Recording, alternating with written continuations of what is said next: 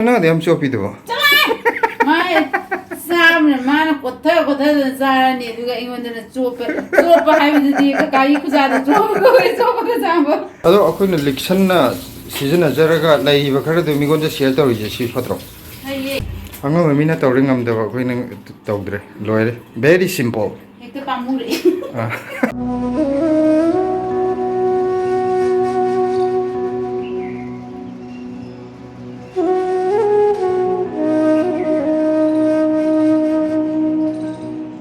Hujik umuruk cara masa ni jika kita thaduk pi kisi cerang jadi lagi baje. Nong tara kan tu jauh motor ke jule bak siloin muk jatuh pa. Adi, mana yang caure bapa biji. Ada nasi cerang jadi sana rak terapa. Jadi nahan kopi masam thara sigi bedugi cerang amma hange. Adu ka amana ngarang nahan kanot sangtoki bedu. Thabi thabagi sangtoki bedu cerang tu maga hange. Sigi cerang ani jadi si jathajan bige. Ai je sida itum dana khutna man sum taw je da ba video number je kano tok dana farak ta dana tripod su puklo udro ba adigi silaju akoi thapa ma chathu bagi makok ngawe na hipal leigre maju kano taw chathok pu ya de ba gari gumba tong bo ro ama bo ro makok yam ngawan ba ma je dugi makok ngawe na leigre ai khutna man sum thage khutna man mobile pai ri ni aduga dana tawde mayam ne yengda di nungairam gudra nungairam mudra khangdre en sum uning dana tawni sikai oh marawdi kan tawtri center kita sa seleba matum yaw center sa wala poche center sa ngi hawr pu nungai dana makung somdo oiro amado oiro na center kita sana bana sigi kaino je pa leba khapchen bje ai khutna kaino taw ga hapse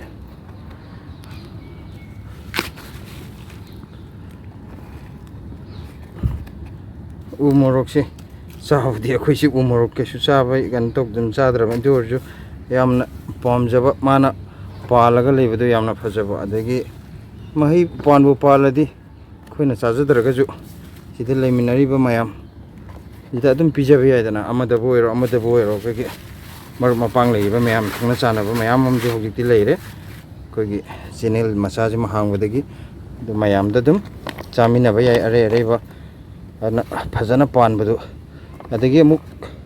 yumda pan bu di yumda pan badu amuk lamda pan baji ga amuk khetnai dana ko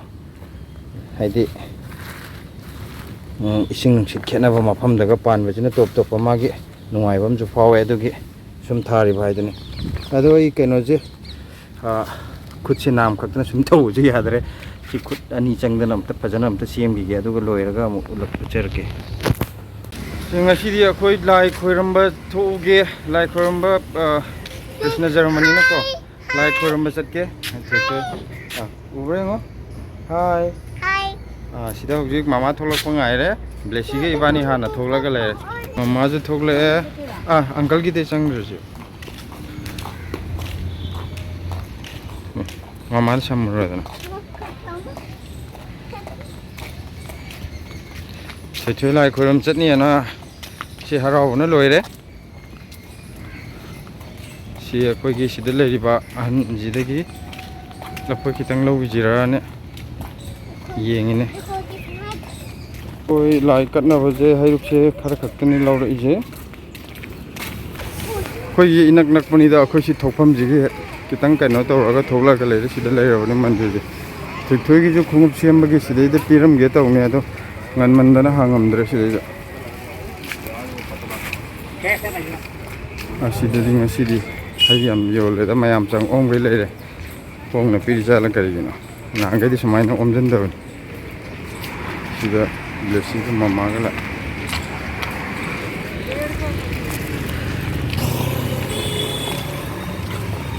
tangle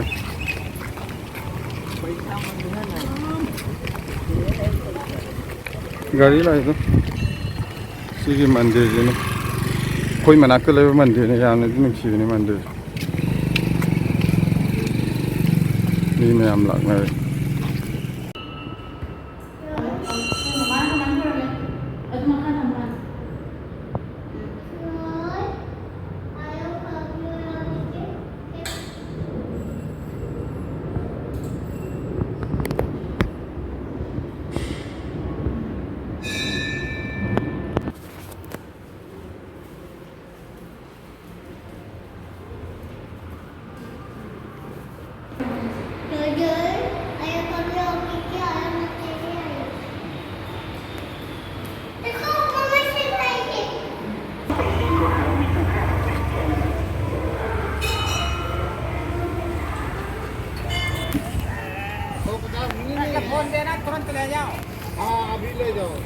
Season object thogi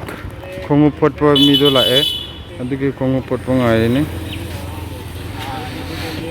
akoi lai khoram le ba chap chan na leram thoi thoi oi thoi thoi joi joi tor ro ba ma और वो सब खाना चाहिए जैसे खिचड़ी बना ली पतली सी दरिया बना लिया गेहूं का भुना हुआ तो दूध डाला या दही डालो और बस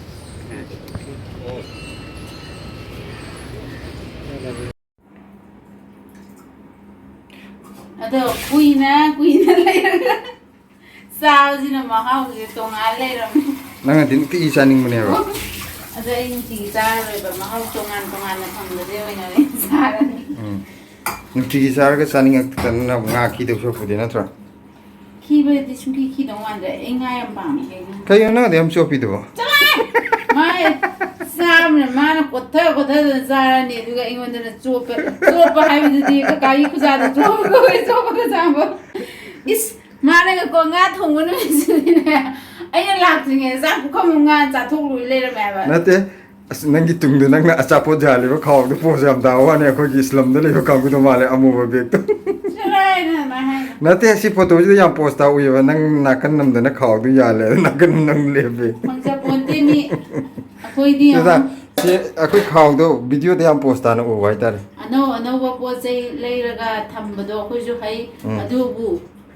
akoi gi manghanda bida polythene manghanda bida akoi season phai ye do season of do phai da ya li ba mom yang post ta ye ni da na kai no si le ni mana ya akang mo thami na mo thwe iru je bi na do bu do achi lok to ko ha pu ju nam adu da ai sumyan silo na kupi na tau na pak pi na dia ma tau ni ko si ja na kupi pak nam je ai pak na khang na kupi di ai di khang di ha pa na pak pi ngak te theng na kupi je khar cho thok do mal na pak pi nga ta sare e ko adu na kupi ju mi chan nei ba akoi isa sarak ta bu se ka kai nom to bu ni ma ma ado khoi ma am bok chaw ya di ka ai di tali chaw mo ni tu bu do ai di char ai di akoi baba le ngai da ka no to we ba pot injan mayan ya la thong je akoi kya sarak te ba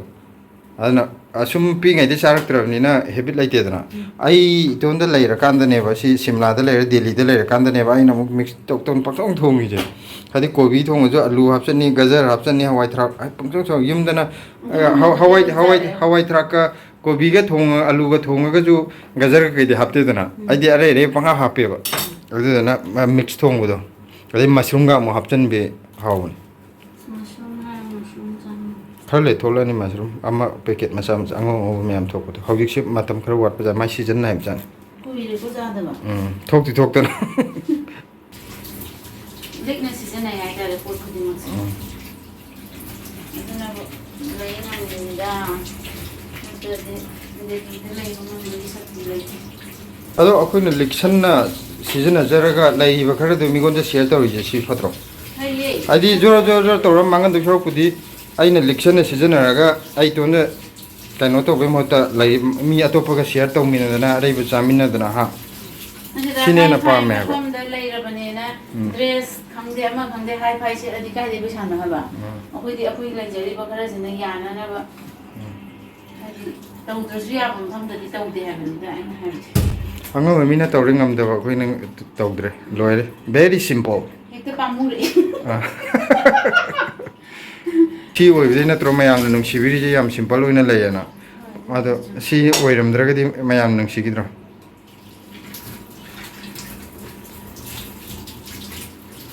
kana pot kudimak ama phangadi ama wat patai loinamak ai gi loinamak oini habdi yaroi akhoi gi morok se am nusidre morok hum kha hape moro hum je na si yam yam tu ge chara di je ja bhai roi ba se hai ro asang man ma sawe ade ma ngari yaure ja bhai adagi maroi mapan makan ahum mari mix tok chale kanglayan aduga beson khra hapaga paknam tawbin ai ne kangla yen je ngan laga cha ge na taw gi yam taw da ba ꯑꯗ last ꯄꯥꯛꯅꯝ ꯑꯣꯟꯊꯣꯛꯑꯁꯦꯅ ꯈꯜꯂꯛꯑꯕ ꯀꯩꯁꯨ ꯀꯥꯏꯗꯦ ꯀꯩꯗꯧꯔꯒꯦ ꯌꯥꯝꯕ ꯌꯥꯝꯗꯕ ꯁꯨꯝ ꯃꯍꯥꯎ ꯍꯥꯎꯔꯒ ꯈꯔ ꯍꯥꯎꯅ ꯆꯥꯔ ꯔꯣꯃꯤꯂꯥ ꯊꯦꯡꯛ ꯌꯨ ꯅꯪꯅ ꯄꯤꯔꯛꯄ ꯀꯪꯂꯥ ꯌꯦꯟꯁꯦ ꯑꯩꯈꯣꯏ ꯍꯧꯖꯤꯛꯁꯨ ꯑꯗꯨꯝ ꯆꯥꯔꯤ ꯃꯥ ꯉꯔꯥꯡꯗꯅꯦ ꯋꯥꯔꯤ ꯁꯥꯟꯅꯔꯝꯃꯤꯁꯦ ꯂꯣꯏ ꯀꯪꯂꯥ ꯌꯦꯟ ꯏꯔꯣꯜꯂꯦ ꯍꯥꯏꯕ ꯑꯩꯅ ꯑꯗ ꯂꯣꯏꯗ꯭ꯔꯤꯕ ꯑꯩꯅ ꯌꯥꯝ ꯋꯥꯠꯂꯤ ꯍꯥꯏꯈꯤꯕꯅꯤ ꯑꯩꯈꯣꯏ ꯉꯁꯤ ꯆꯥꯗꯣꯔꯤꯕ ꯀꯪꯂꯥ ꯌꯦꯟꯁꯦ ꯔꯣꯃꯤꯂꯥꯅ ꯄꯤꯕꯤꯔꯛꯄꯅꯦ ꯁꯤꯂꯥꯒꯤ ꯃꯃꯥꯟꯅꯕꯤ ꯌꯨꯝꯗꯒꯤ ꯍꯥꯟꯅ ꯕꯦꯁꯣꯟꯁꯤ ꯀꯣꯟꯅꯈꯤꯗ꯭ꯔꯥ ꯂꯩꯌꯦ ꯑꯃꯁꯨ ꯌꯥꯝ ꯍꯥꯞꯄꯣꯏ ꯕꯦꯁꯣꯟꯗꯤ ꯅꯠꯇꯦꯗ ꯅꯪ ꯈꯤꯇꯪꯈꯛ ꯊꯥꯗꯔꯛꯄꯗꯨꯗ ꯑꯩꯅ ꯁꯤ ꯑꯁꯤꯒꯤ ꯈꯤꯇꯪ ꯉꯥꯏꯕꯁꯦ ꯍꯥꯟꯅ ꯂꯣꯏꯊꯣꯛꯑꯒ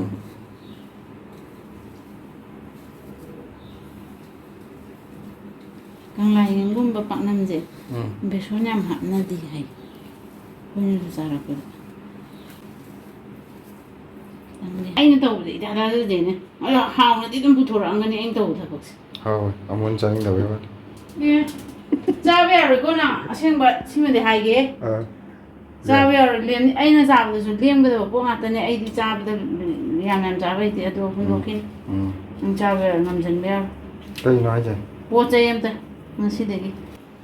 ꯍꯧꯖꯤꯛꯅ ꯑꯌꯨꯛꯁꯤꯗꯅ ꯑꯩꯈꯣꯏ ꯄꯥꯛꯅꯝꯁꯤꯒꯤ ꯚꯤꯗꯤꯑꯣ ꯈꯔ ꯅꯝꯍꯧꯔꯒꯦ ꯑꯗꯣ ꯍꯧꯖꯤꯛꯇꯤ ꯍꯋꯥꯏ ꯊꯣꯡꯉꯦꯕ ꯍꯋꯥꯏ ꯁꯤꯂꯥꯅ ꯍꯋꯥꯏ ꯊꯣꯡꯉꯅꯤꯌꯦ